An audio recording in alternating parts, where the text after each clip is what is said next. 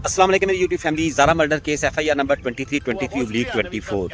अब इसके अंदर कल तक की क्या डेवलपमेंट्स हैं उसके बारे में हम बात करेंगे। फिर उसके बाद वो जेवरात जो गुम हो गए हुए थे वो मिलने वाली इतला के मुताबिक वो बरामद कर लिए गए हैं, वो कहाँ से बरामद हुए हैं, उसके बाद की क्या कार्रवाई है, उसके बाद कदीर को शामिल तफ्तीश किया गया है, उसके बारे में क्या बात हुई वो मैं आपको बताऊँगा।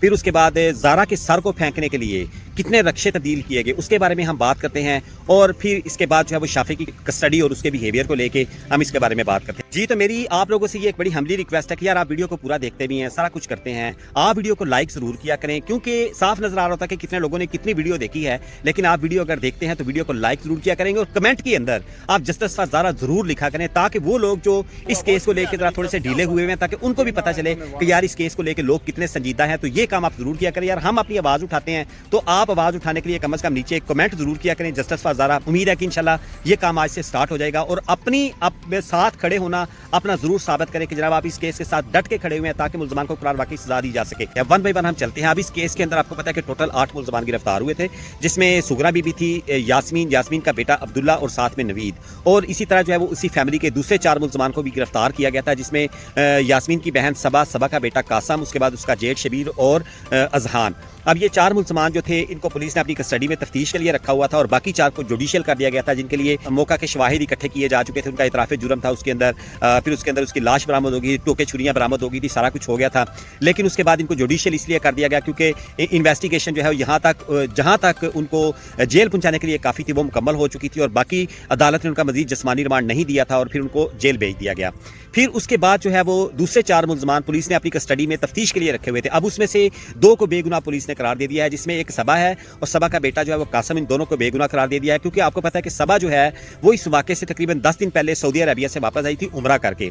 अब वो जब वापस आई तो फिर ये वाक़या हो गया, तो उसके खिलाफ किसी किस्म के कोई शवाहिद नहीं आए। इसके अंदर पुलिस ने बहुत ज़बरदस्त रोल प्ले किया। हमें पुलिस को भी अप्रिशिएट करना चाहिए कि उन्होंने ज़ारा को अपनी बहन, बेटी और मतलब हर रिश्ते से उसको ट्रीट किया, इंसानियत के रिश्ते से ट्रीट किया और किसी में भी कमी नहीं आने दी। और पुलिस ने साफ बोला है कि हम इस ट्रायल के अंदर किसी भी बेगुनाह बंदे के ऊपर कोई कार्रवाई नहीं होने देंगे और जो बंदे इसके अंदर इन्वॉल्व हैं हम उनको करार वाकई सजा देंगे और वही तफ्तीश उसी हिसाब से चल रही है। लेकिन ये चलान अभी तक थोड़ा सा नामुकम्मल है क्योंकि अभी तक फोरेंसिक की रिपोर्ट नहीं आई है। और फिर उसके बाद ज़ारा है, ज़ारा की पोस्टमार्टम रिपोर्ट नहीं आई है क्योंकि पोस्टमार्टम रिपोर्ट के अंदर डेथ काज का होना बड़ा ज़रूरी है। पोस्टमार्टम रिपोर्ट तो जल्दी आ जाती है लेकिन उसमें उसकी डेथ काज क्या है वो लाजिम उसमें शो करनी होती है कि वो सफोकेशन से हुई उसकी डेथ या उसको कोई इंजेक्शन दिया गया या उसको कोई गोलियां खिलाई गई या क्या किया गया, तो उसका जो है वो एडिशन करना बाकी है। जैसे ही वो मुकम्मल हो जाएगी वो भी सामने आ जाएगी। फिर उसके बाद जो है फोरेंसिक रिपोर्ट्स हैं वो लैब को भेजी जा चुकी हैं। अभी तक उसमें तकरीबन 1 से 1.5 महीना लग जाता है। अभी जैसे ही वो आ जाएंगी तो फिर उसके बाद ये केस जो है वो मुकम्मल तौर पे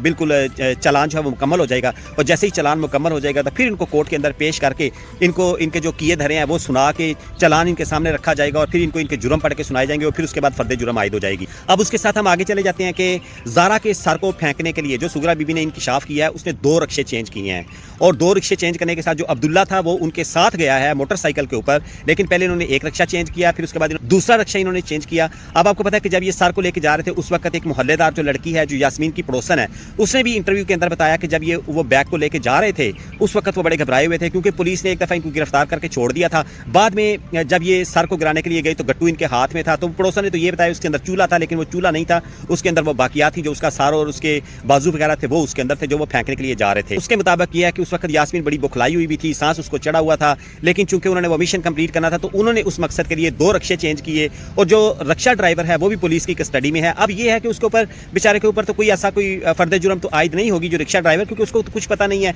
उसका तो काम है पैसेंजर्स को लेके जाना, सवारियों को लेके जाना और सवारियों को वापस लेके आना।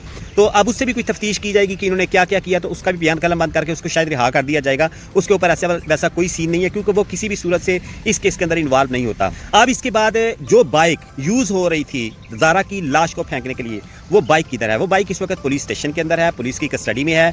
वो बाइक जो है वो कदीर के नाम पे थी जो उसका भांजा इस्तेमाल कर रहा था। जैसे ही घर के कोई कामकाज होते हैं तो घर में एक सवारी होती है, तो वो कदीर की बाइक जो है वो यूज़ हो रही थी, यानी कि उसी ही की महबूब बीवी को मार के उसी की ही बाइक उसकी लाश को फेंकने के लिए भी इस्तेमाल की जा रही थी। तो वो बाइक भी जो है वो इस वक्त पुलिस की कस्टडी में है। इसके बाद जो वो जेवरात थे जिसमें 21 तोले सोना था, 11,000 रियाल थे, 4 लाख रुपया पाकिस्तानी करेंसी थी।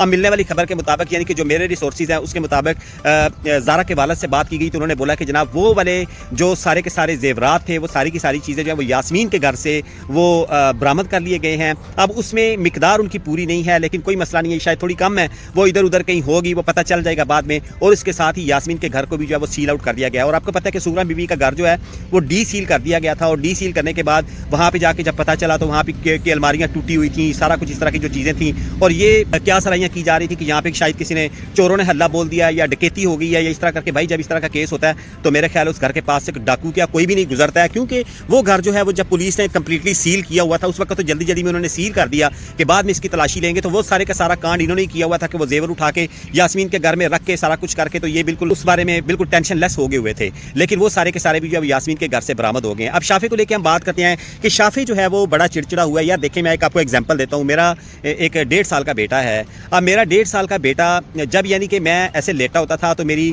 چھوٹی بیٹی جو ہے اگر میرا وہ سر دبانے لگتی تھی وہ رونے لگ جاتا تھا کہ شاید میرے بابا کو یہ مار رہی ہے یا کچھ اس طرح کر رہی ہے. اب وہ 3 سال کا بچہ تھا, جب اس کے سامنے یعنی کہ ابھی بڑا سمجھدار بھی تھا. 1.5 سال کا بچہ جو ہے وہ اتنا میچور نہیں ہوتا ہے, لیکن 3 سال کا بچہ اس کی نسبت ڈبل ہوتا ہے اور اس کا دماغ جو ہے وہ مطلب باتیں کر سکتا ہے, وہ ساری چیزیں کر سکتا ہے. لیکن اس کے سامنے اس کی ماں کو جب بے دردی کے ساتھ قتل کیا گیا تو وہ نقشہ پورے کا پورا اس کے ذہن میں ہے.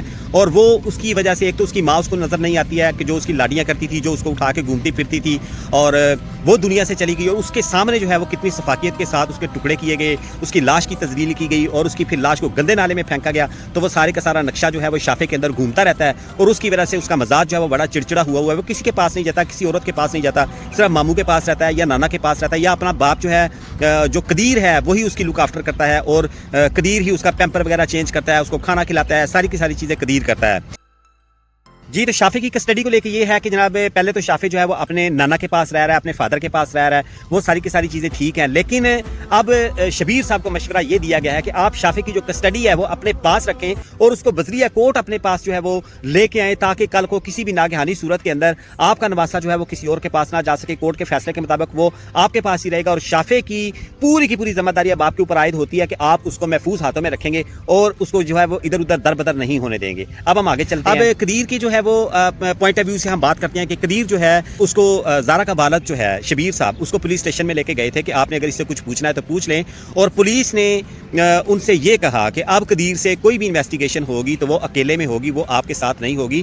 یہ اب تک کی جو وہ ساری کی ساری رپورٹس ہیں جو آپ کے سامنے شاید پہلے نہیں گزری ہیں یا گزری ہوں گی تو اتنی زیادہ تعداد میں نہیں گزری ہیں, تو میں نے سوچا کہ میں ایک ویڈیو میں یہ ساری کی ساری چیزیں کور کر دوں. انشاءاللہ یہ کیس جو ہے جب اس کے ساتھ جو ہے وہ 173 کی رپورٹ کے ساتھ ہر چیز جو ہے وہ اٹیچ ہو جائے گی, اس کی فرینزک رپورٹس آ جائیں گی, پوسٹ مارٹم رپورٹس آ جائے گی, ڈی این اے ٹیسٹ آ جائیں گے, اور ساری کی ساری جب رپورٹیں اس کے ساتھ اٹیچ ہو جائیں گی تو پھر یہ ایک چالان کمپلیٹ ہو جائے گا. ابھی تک چالان نامکمل ہے اور اس کے لیے بہت سارے لوگ سوال کرتے ہیں کہ یہ کیس سیدھا نہیں چل رہا. بھائی دیکھیں ایک میری بات سنیں, یہ مرڈر ہوا ہے. مرڈر کوئی ایسا نہیں ہوتا کہ ایک دن مرڈر ہو گیا اور دوسرے دن جو اس کا فیصلہ سنا دیا جائے. فیصلہ تھرو پراپر چینل ہوتا ہے. بھائی کورٹ جو ہے, کورٹ کسی بندے کو اس وقت تک سزا نہیں دیتی ہے جب تک اس کے خلاف پوری کی پوری گواہیاں نہیں ہوتی ہیں, جب تک اس کے خلاف پوری کی پوری ایویڈنسز کمپلیٹ نہیں ہوتی ہیں, جب اس کے خلاف سارے کے سارے شواہد اکٹھے نہیں ہوتے ہیں, تو اس وقت تک عدالت اپنا فیصلہ نہیں سناتی ہے. حالانکہ اب سب کو پتہ ہے کہ یہ قتل ان ملزمان نے کیا ہوا ہے, لیکن اس کے لیے اس کو ہر لحاظ سے پروف کرنا ضروری ہے. اب وہ جیسے ہی پروف ہو جائے گا, سارے کا موقع کے شواہد آپ کو پتہ ہی اکٹھے ہو چکے ہیں, ان کا اعتراف جرم آ چکا ہے. ابھی انہوں نے جب ان کے اوپر فرد جرم عائد کی جائے گی تو انہوں نے ابھی اس کیس سے بھی انکار کرنا ہے, اور پھر اس کے بعد جو ان کا ٹرائل کورٹ سٹارٹ ہوگا, جب عدالت پولیس والوں سے یہ کہے گی کہ جناب اب شواہد کی روشنی میں آپ اس کیس کو عدالت کے اندر ثابت کریں, تو پھر وہ کیس جو ہے وہ ایک مکمل کیس بنے گا, ایک چلان مکمل بن جائے گا. ساری کی ساری چیزیں جو ہے وہ سامنے آ جائیں گی اور پھر ان کے خلاف جو ہے وہ گواہیاں شوائیاں ہوں گی, سارا کچھ ہوگا. پھر ان کے پاس 374 کے سوال جواب بھی ہوں گے. پھر سوال جواب کے بعد جو ہے وہ عدالت اپنی فائنل ہیئرنگ سننے کے بعد ان کے کیس کے اوپر جو ہے وہ سزا سنائے گی اور ان کو جو ہے قرار واقعی سزا ملے گی. انشاءاللہ یہ کیس پوری طرح مضبوطی میں ہے اور آپ لوگ تھوڑا سا صبر رکھیں, اور آپ کی بڑی مہربانی ہے کہ آپ کمنٹ کے اندر جسٹس فار زارا ضرور لکھا کریں. آپ ویڈیو دیکھ لیتے ہیں یار, آپ اس کو لائک نہیں کرتے ہیں, کم از کم نیچے جسٹس فار زارا کریں. ہم آواز اٹھاتے ہیں تو ہمیں آپ کی سپورٹ کی بہت زیادہ ضرورت ہے. اگر آپ ہمارا ساتھ دیں گے تو انشاءاللہ اس کیس کو جلدی نپٹا دیا جائے گا تاکہ لوگوں کو پتہ چلے. اب یہ نہیں ہے کہ ایک ویڈیو کے اوپر 50,000 ویوز آتے ہیں تو 50,000 ویوز کے ساتھ اس کے نیچے جو ہے وہ 10-15 لائکس ہوتے ہیں, واچ ٹائم بھی ہوتا ہے, ساری چیز ہوتی ہے. مطلب آپ ویڈیو کو پورا دیکھ بھی رہے ہیں, لیکن لائک ضرور کیا کریں, نیچے جسٹس فار زارا کا میسج ضرور کیا کریں